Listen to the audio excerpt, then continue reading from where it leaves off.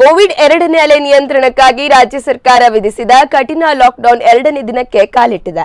ಉಡುಪಿ ಜಿಲ್ಲೆಯಲ್ಲಿ ಉತ್ತಮ ಸ್ಪಂದನೆ ವ್ಯಕ್ತವಾಗಿದ್ದು, ಬೆಳಗ್ಗೆ 10 ಗಂಟೆ ಮುಂಚಿತವಾಗಿ ಜನರು ಅಗತ್ಯ ವಸ್ತುಗಳನ್ನು ಖರೀದಿಸಿ ತೆರಳಿದ್ದಾರೆ. ಇನ್ನು ನಿನ್ನೆಯಂತೆಯೇ ಇವತ್ತು ಕೂಡ ಪೊಲೀಸರು ಚೆಕ್ ಪೋಸ್ಟ್ಗಳನ್ನು ನಿರ್ಮಿಸಿ ಅನಗತ್ಯ ತಿರುಗಾಡುತ್ತಿದ್ದವರಿಗೆ ಬಿಸಿ ಮುಟ್ಟಿಸುತ್ತಿದ್ದಾರೆ. ಸೂಕ್ತ ದಾಖಲೆಗಳಿಲ್ಲದೆ ಬೇಕಾಬಿಟ್ಟಿ ಸುತ್ತುವವರ ವಾಹನಗಳನ್ನು ಸೀಸ್ ಮಾಡಲಾಗಿದೆ. ಇನ್ನು ಶಿರ್ವಾ ಪರಿಸರದಲ್ಲಿ ಲಾಕ್ಡೌನ್ಗೆ ಉತ್ತಮ ಸ್ಪಂದನೆ ವ್ಯಕ್ತವಾಗಿದ್ದು, ಇಂದು ಬೆಳಗ್ಗೆ ಜನಸಂಚಾರ ವಿರಳವಾಗಿದ್ದು, ಕೆಲವು ಮಂದಿ ಮಾತ್ರ ದಿನಬಳಕೆಯ ಸಾಮಗ್ರಿಗಳನ್ನು ಕೊಳ್ಳಲು ಆಗಮಿಸಿದ್ರು.